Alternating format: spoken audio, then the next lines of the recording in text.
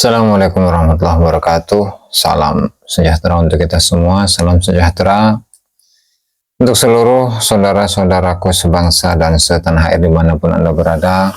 Kembali lagi bersama dengan saya, Abdul Aziz Jazuli, di channel ini. Pada kesempatan kali ini, saya akan menyanggah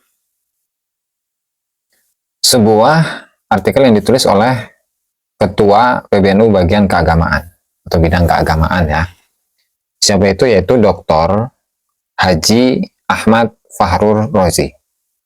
Dan nama ini menurut saya sudah tidak asing lagi karena pada beberapa minggu yang lalu atau mungkin bulan yang lalu saya telah menyusun sebuah artikel yang menyanggah isi dari tulisan-tulisan yang beliau susun ya, di dalam salah satu artikel yang beliau susun. Dan kemudian saya itu menyanggah tulisan beliau dan sekaligus mengontenkannya, dan sampai saat ini tidak ada jawaban dari apa yang saya sanggah kepada beliau ya. Ya, kalau menurut saya beliau ini entah apa cari perhatian atau gimana ya. Saya juga rada bingung ini. Lantaran apa yang atau argumentasi yang sudah saya sampaikan saya rasa cukup. Dan jika memang beliau itu menelaah beberapa referensi yang saya gunakan dalam penulisan itu, ya mungkin beliau paham. Tapi pada hari kemarin, tanggal 7 Januari, ternyata beliau itu malah menyusun satu tulisan, dan judulnya itu cukup mengagetkan. Yang tulisannya itu dimuat di beberapa media, Fakta Kini Info, kemudian Jatim Info, dan seterusnya itu. Dan judulnya itu Stop Rasisme Nasab. Dan tentu pertanyaan yang pertama kali saya sodorkan kepada beliau itu tentu siapa sebenarnya yang rasis itu.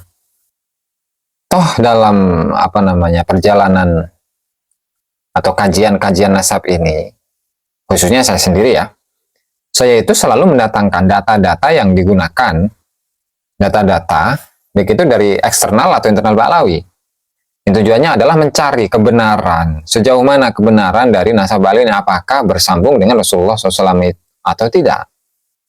Tapi justru beliau malah seolah-olah menarasikan bahwa Kiai Imaduddin dan kelompoknya atau yang pro dengan beliau itu adalah orang-orang yang rasis. Jadi gimana sih pola pikir beliau itu? Beliau ini doktor loh, ketua PBNU lagi kan. Cuman kok pandangannya itu seperti ini. Belum lagi yang kemarin belum selesai kan, yang masalah Rois Am yang berstatement Imam Ubaidillah itu adalah sosok yang difitnah. Ya padahal ini kan kajian ranah-ranah ilmiah, gitu kan. Tetapi kok diarahkan kepada sesuatu yang tidak kita bayangkan. Jadi sebenarnya ada apa dengan mereka ini, dengan Rois Am, kemudian dengan Ketua PBNU Dr. Haji Ahmad Fahrur Razi, yang meskipun saya sudah menuliskan sanggahan atas tulisan yang disusun oleh beliau ini. Jadi memang dalam apa yang sudah saya tulis itu, dan kayaknya udah dimuat di beberapa website, jadi ada beberapa poin yang saya ambil dari tulisan Pak Fahrur ini. Ya. Dimana poin yang pertama? Poin yang pertama itu adalah ukuran kebenaran adalah banyaknya pengikut. Tentu ini adalah satu hal yang ya tidak benar lah menurut rasio, menurut nalar manusia. Karena jika yang menjadi barometer dari sebuah kebenaran itu adalah banyaknya pengikut, pengikut Fir'aun banyak. Ya, pengikut Abu Jahal banyak, pengikut Musailamah Al-Kadzdzab banyak. Bahkan ketika kita telaah dari awal-awal masa periode Mekah, berapa banyak jumlah dari para sahabat yang mengikuti Rasulullah Shallallahu Alaihi Wasallam. Dalam sekian tahun itu baru 40 orang, tuh kan? Jadi itu saya rasa adalah satu hal yang tidak memiliki tendensi ya. Dan kemudian kalau memang penelitian dari Kiai Haji Imaduddin yang kemudian didukung oleh banyak orang, itu tidak memiliki pengaruh di masyarakat, tentu kita tidak akan menyaksikan PCNU, beberapa PCNU baik di Jawa Barat, Jawa Timur, ya, Jawa Tengah, yang mereka itu justru mendukung kepada tesis dari Kiai Haji Imad itu sendiri. Ya, misalkan seperti PCNU Garut, ya, kemudian PCNU Solo Raya, kemudian PCNU Wonogiri, kemudian ikatan apa itu Takmir Masjid atau para pendai itu yang ada di Jakarta. Dan tentu hal ini atau pendukung-pendukung dari Kiai Haji Imaduddin itu semakin lama semakin bertambah, bukannya berkurang. Jadi apakah Pak Fahrur ini tidak melihat fenomena yang sudah terjadi saat ini? Itu Pak Fahrur. Kemudian yang kedua, ini saya ringkas saja karena memang tulisan dari Pak Fahrur ini cukup panjang ya. Kemudian tuduhan banyaknya pemotongan, ini kedua, poin yang kedua. Tuduhan banyaknya pemotongan teks, kutipan, dan interpretasi yang salah sehingga analisa berpikirnya pun menjadi salah. Itu pun sama, tuduhan tanpa ada bukti. Tuduhan yang tidak ada bukti, maka itu sama aja seperti fitnah. Berarti yang memfitnah itu bukanlah para pendukung-pendukung dari penelitian Kiai Haji Imad, tapi justru Pak Fahrur sendiri itu yang menuduh tanpa bukti, yang sama dengan fitnah. Padahal beliau kan ketua PBNU, ya kan? Tentu dalam hal pengetahuan keagamannya itu sangat luas, itu kan namanya juga kiai dan juga masuk dalam jajaran pengurus besar PBNU ya, pengurus besar Nahdlatul Ulama. Tentu dari sisi keilmuan, kemudian kebijaksanaan, kemudian pengalaman dan lain sebagainya itu sudah tidak dilakukan lagi. Tapi kenapa beliau ini sampai bisa melakukan hal yang seperti ini, memfitnah orang ini, memfitnah golongan yang tanpa ada bukti. Pertama, kalau Pak Fahrur itu menuduh kemudian mendatangkan bukti, itu namanya bukan fitnah, ya. Tapi kalau ini jelas fitnah, itu kan. Dan saya itu curiga kepada Bapak Fahrur ini, jangan-jangan beliau itu sama sekali tidak menelaah hal-hal yang berkaitan dengan nasabah Alawi, sehingga upaya-upaya pembelaan beliau kepada beliau seperti itu. Yang seharusnya beliau menelusuri bagaimana sejarah-sejarah awal dari Pak Alawi, kapan mereka itu membuat nasab mereka, kapan leluhur-leluhur mereka itu tidak terkonfirmasi dalam kitab-kitab sejarah yang non Ba'alawi dan seterusnya. Tentu beliau kan ngerti, tapi kok nggak kebayang oleh saya. Kemudian selanjutnya yang ketiga, jadi Kiai Imad itu bersandar kepada kitab yang tidak sedang membahas anak-anaknya Ahmad bin Isa dan menggunakan kitab-kitab yang tidak relevan dan asal comot. Itu tuduhan juga. Kalau memang ada kitab yang membahas anak-anaknya Ahmad bin Isa, itu tunjukkan. Bapak Fahrur, tunjukkan dong. Tapi Bapak itu jangan sampai menunjukkan satu kitab yang semenjak dari masa abad 9 Hijriah, 10 Hijriah, 11 Hijriah sampai sekarang. Jangan. Kenapa?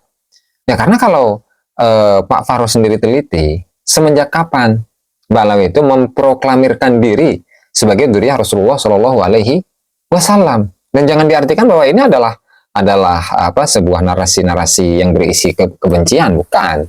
Ini kan ranah keilmuan, Pak. Gimana sih Bapak ini? Kemudian selanjutnya poin yang keempat, menolak kitab sezaman dalam pengisbatan nasab, dan jika kaidah itu digunakan maka nasab Syekh Abdul Qadir pun akan batal. Ya enggak juga, Pak. Jadi Bapak kan bilang bahwasanya teori kitab sezaman sebagai pengisbat nasab itu adalah teori yang baru. Bapak salah. Coba Anda buka beberapa kitab tuh, kitab-kitab tentang nasab ya Pak ya. Kalau nggak ada nanti bisa kita kirimkan. Misalnya seperti Rasail fil Ilmil Ansab karya Husain Haidar Al-Hashimi. Kemudian Al-Kafil Muntakhab dalam ilmu nasab karya dari Abdurrahman bin Majid Al-Qaraja. Itu pun juga menyebutkan akan disyaratkannya kitab sezaman. Lalu Bapak ini kemana aja Pak? Ya, baca tidak, kemudian menganggap bahwa itu adalah syarat yang dibuat-buat, dibikin-bikin, standar yang baru. Aduh, gimana sih Bapak ini?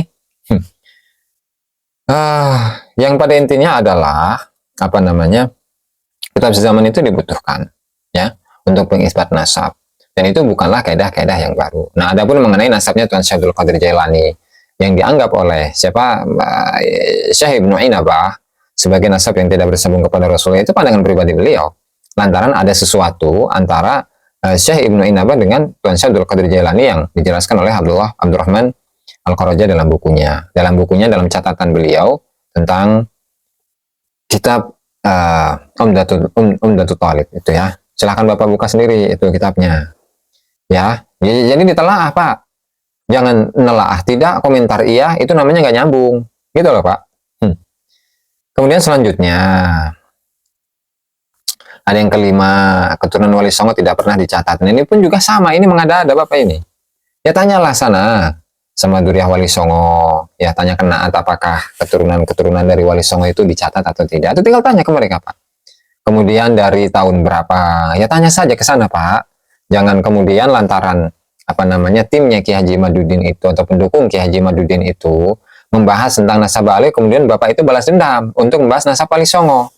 Dan ketika kita membaca redaksi dari tulisan Bapak, ya, yang di situ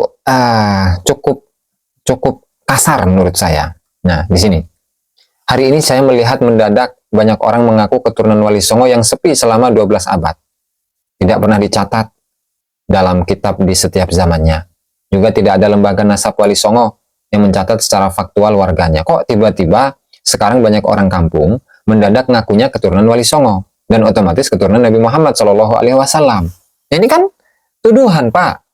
Anda ini saya lihat baik dalam tulisan yang pertama ataupun tulisan yang sekarang itu sukanya menuduh yang tidak ada bukti ya alias fitnah, gitu kan? Kalau memang Bapak ingin mengetahui apakah Wali Songo memiliki keturunan, kemudian keturunannya itu dicatat atau tidak, ya konfirmasikanlah dengan Duriah Wali Songo sana Pak. Ya, jangan-jangan Anda ini pola pikirnya sama dengan Bahar yang ketika RA itu menerbitkan ya sebuah surat yang membicarakan tentang Duriah Wali Songo, di mana Wali Songo itu terkonfirmasi sebagai Ba'alawi. Kemudian keturunannya itu tidak tercatat oleh kami, ya oleh Robito Alawiyah maksudnya. Yang kemudian oleh Bahar Smith itu dianggap sebagai Wali Songo tidak memiliki keturunan. Jangan-jangan pola pikiran itu seperti Bahar Smith. Baca aja dari kiri ke kanan gitu kan. Bukan dari kanan ke kiri. Aduh Bapak ini gimana sih? Kemudian selanjutnya ya, untuk tema selanjutnya. Yang keenam. Dan ini yang terakhir. Yang menentang pandangan Kiai Haji Imad pasti salah meskipun Rois Am PBNU. Kemarin sudah kita bahas juga mengenai Rois Am PBNU. Ya. Seandainya Rois Am PBNU itu tidak menelaah, tidak meneliti tentang polemik nasab yang sampai sekarang masih belum selesai, ya mending atau lebih baik tidak mengeluarkan statement yang justru membuat panas masyarakat Indonesia, ya ketika tidak tahu permasalahan mending diam, ya faqidu syai' la yu'ti. Seseorang yang tidak punya sesuatu gimana mau ngasih kepada orang lain? Seseorang yang tidak memiliki ilmu, bagaimana dia bisa menyebarkan ilmu itu, ya kan? Kalau memang Rois Am itu tidak memiliki data, ya jangan keluarkan statement yang seperti itulah. Makanya jangan aneh ketika banyak orang itu justru mengkritisi statement dari Rois Am PBNU, meskipun Rois Am PBNU. Karena yang kita lihat itu adalah kebenaran, ya. Ketika yang dikatakan oleh Rois Am PBNU itu benar, ya kita benarkan. Dan ketika yang dikatakan oleh Rois Am PBNU itu salah, ya kita luruskan. Kan antara satu manusia dengan manusia yang lain kan saling mengingatkan, Pak. Begitu juga dengan Pak Fahru Rozi. Ketika Bapak ini tidak menguasai materi tentang nasab, mending diam. Daripada bikin kisruh, ya, yang sampai menulis sebuah tulisan, artikel yang disebar kemana-mana yang justru seolah-olah mengecam, ya, bahkan menganggap kelompoknya Ki Haji Imaduddin itu adalah orang-orang yang rasis. Ya, seharusnya Bapak ini harus introspeksi dulu dong, Pak. Bagaimana latar belakang dari oknum-oknum Ba'alawi ketika mereka ceramah, mengunggulkan nasab. Bahkan ketika ceramah itu menggunakan pedang. Ketika berada di pengadilan itu mengatakan dalam darah saya terdapat darah suci. Rasulullah SAW itu jit ana jit ente dan seterusnya. Berapa orang yang dia hinakan, berapa orang yang dia rendahkan. Apakah Bapak itu, ya Bapak Fahrur, mau mengikuti langkah yang telah dilalui oleh Bahar bin Smith? Kalau memang ingin mengikuti langkahnya Bahar Smith, ya silahkan Pak. Cuman kalau melihat posisi Bapak yang sekarang itu menjadi ketua PBNU, ya, itu saya rasa tidak pantas. Apakah pantas seorang ketua PBNU ya yang menurut saya itu tidak menguasai materi dalam pembahasan nasabah alawi, justru malah membuat narasi-narasi yang seolah-olah itu apa namanya ya, menyudutkan kelompoknya Kiai Haji Imaduddin, padahal Bapak sendiri saya rasa, saya pandang itu tidak menguasai materinya, menelaah pun tidak, gitu kan. Makanya udahlah Pak, daripada bikin kondisi itu semakin runyam, dan Bapak itu pasti akan diserang oleh banyak orang, meskipun penyerangannya itu atau kritiknya itu dari anak-anak muda. Ya siap-siap saja Pak untuk dikritisi anak-anak muda, para YouTuber, netizen dan lain sebagainya yang tidak satu pandangan dengan Bapak. Ya. Karena memang tulisan Bapak ini tidak akan menyelesaikan polemik nasab, tidak akan selesai dengan tulisan Bapak ini, tidak akan selesai. Justru yang isi dari tulisan Bapak itu seolah-olah ingin menyelesaikan polemik nasab, padahal nggak ngefek. Padahal nggak ngefek Pak. Justru membuat kondisi semakin runyam. Ya itu saja barangkali ya yang bisa saya sampaikan pada kesempatan kali ini. Dan sebelumnya saya mohon maaf yang sebesar-besarnya kepada Pak Fahrur, doktor ya, beliau ini doktor ya, S3. Ya, sehingga beliau ini akan terlihat cerdas, tentu S3 kan. Kurang lebihnya saya mohon maaf. Wallahu a'lam bishawab. Wassalamualaikum warahmatullahi wabarakatuh.